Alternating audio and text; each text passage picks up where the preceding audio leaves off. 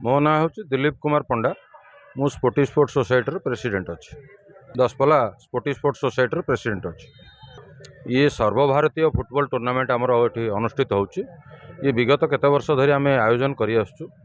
राज्य बाहर विभिन्न दलों को नहीं एवं राज्य भीतर विभिन्न दलों को नहीं कि आमर फुटबॉल टूर्नामेंट अनुष्ठित होची एवं ये दीर्घ 11 दिन धरिक चलो। आज 7 तारिख आरंभ है एवं 18 तारिख दिन यह शेष होगा। 12टी टीम बर्तमान भाग नहीं। माननीय विधायक श्रीजुक्त रमेश चंद्र बेहेरा और माननीय सांसद प्रतिनिधि श्रीजुक्त अंजन कुमार दास एवं आईआईसी महोदय विनय रंजन परिड़ा दसपला सी जोग देते। ये दीर्घ दिनर दसपलार फुटबॉल इतिहास बहुत दिनर आमर ये समस्त दर्शक मैंने ये दसपला फुटबॉल टाक बहुत उपभोग करती। वर्ष जाक अपेक्षा करके थांती कौ दिन आसब पुणी नुआ फुटबॉल टूर्नामेंट आम देखू। एठी आम बिना शुल्क लोक मान प्रति मनोरंजन प्रति व्यवस्था करूँ एवं ये खाली दसपला ये दीर्घ वर्ष धरिकी ये दसपला फुटबॉल टूर्नामेंट अनुष्ठित करी आसुची। लोक मैंने आग्रहर सहित अपेक्षा करते केबे फुटबॉल टूर्नामेंट हम आम देखू। बिना शुल्क आम ये लोक मान दर्शक मान फुटबॉल आयोजन करूँ।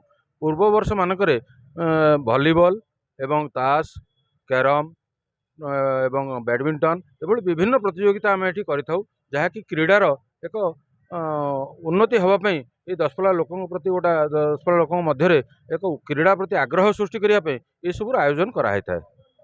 मु समस्त की साधुवाद देवी जे एभली एक आयोजन श्रृंखलार सहित समस्ते पालन करुँच।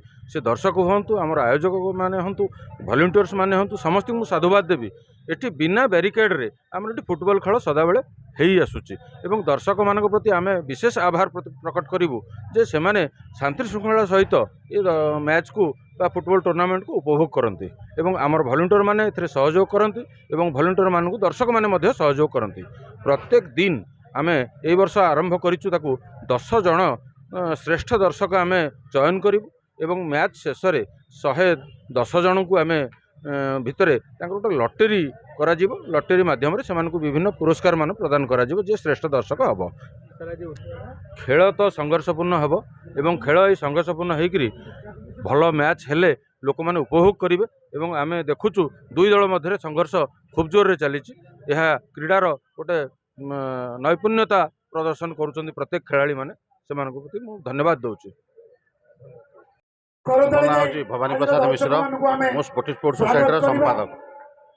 आप जानते तो दसपला गोटे गड़जात एरिया एठार लोक मैंने सब बेसी होती फुटबॉल प्रेमी ताको दृष्टि रखी दसपला अंचल क्रीडार विकास करने स्पोर्टी स्पोर्ट्स सोसाइटी आनुकूल्य यहाँ 26तम सर्वभारतीय फुटबॉल टूर्नामेंट जोटार कि आमर ये 11 गोटी दल अंशग्रहण करोटा कि राज्य बाहर आम आनीचु 5 गोटी दल यथा मणिपुर काश्मीर आपणकर अन्य एमती 4 गोटे आम दल आणिक खेलुचु बिहार फिहार मिसेकी जोटा कि लोक बहुत ये माने देखा उत्सुकित होती। आम आशा रखुचु भविष्य भी अधिक अधिक आहरी जनगहली हम लोक क्रीड़ा को उपभोग करेंगे।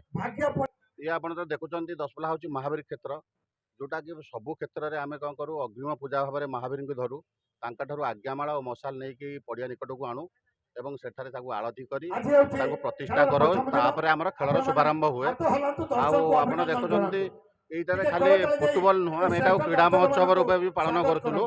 ए पछक पछ अन्य खेल भी ये अंशग्रहण भी करेंगे विभिन्न जगार बहुत क्रीड़ाविद आसी पार्टिसिपेट करेंगे। देखिए संघर्षपूर्ण तो हूँ लोक एंजॉय कर खेल कथा जी जीतु हारू लोक आमर दरकार कि लोक फुटबॉल खेल भल भाव देखिए बोली।